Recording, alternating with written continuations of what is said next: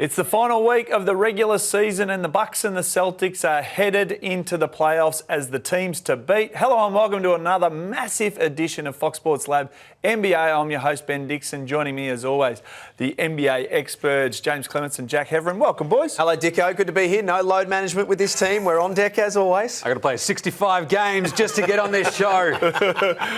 You are up and about. As always, coming up, we preview the NBA awards. We'll put a lens to the Bucks and the Celtics ahead of the playoffs. And, of course, the big calls on this weekend's big games. Jaymz, you just week one wanted to throw out the biggest of all, the MVP, and you're very confident still? Of course I'm confident, Dicko, because Joel Embiid, what did he do just the other day? Just went, 52. What's this? It's the cream on the top of my MVP run. 52, 13 and 6. Demolishes the Boston Celtics. He's my MVP. Fighting off a late run by Austin Reeves and the LA Lakers. 28 points. He just turned into Michael Jordan. They call him the White Mamba. Watch out. He's unreal, Austin Reeves. But look, Joel Embiid has been the most dominant player this season. He's fended off runs from Joker. He's fended off runs from Giannis. And then, literally, in the last week of the season goes, cool.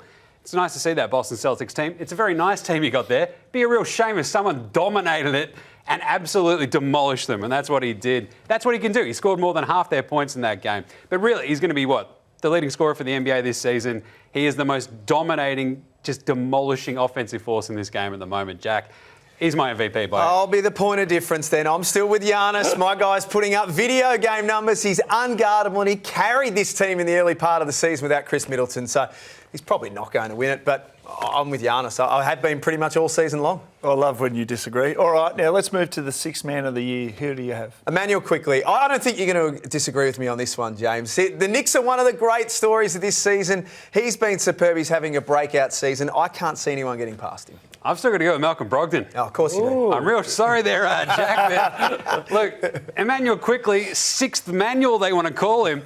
How can you win sixth man of the year if you start a quarter of the games?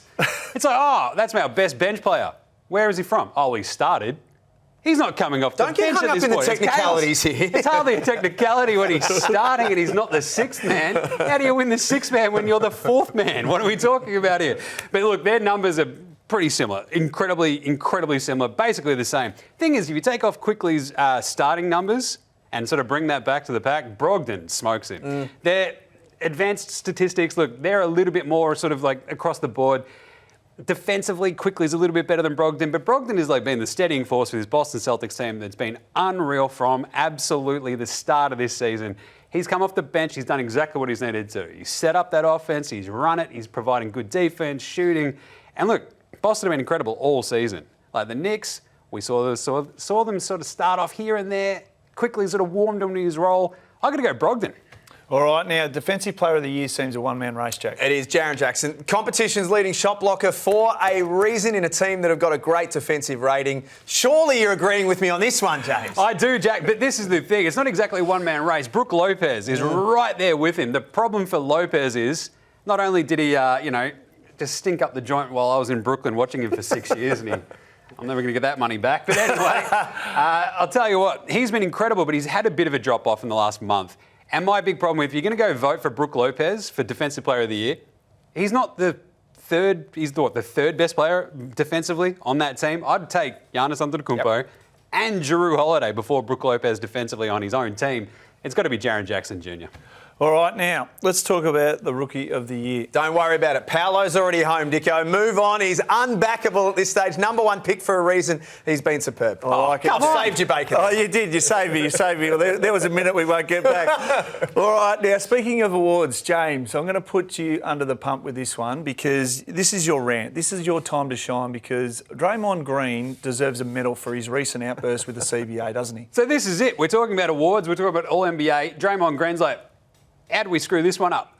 And it's like, aren't you in charge of the Players Association here, Draymond?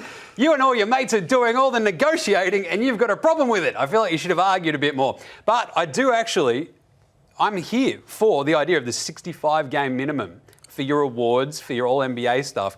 The weird part is about the CBA is like it's really punitive, I guess, for teams that want to go right over the top of this luxury tax at the moment. We might see that have a bit of a big impact a couple of years down the road. My big problem with the CBA is that it doesn't make it better for fans. It really sort of just punishes the really rich teams.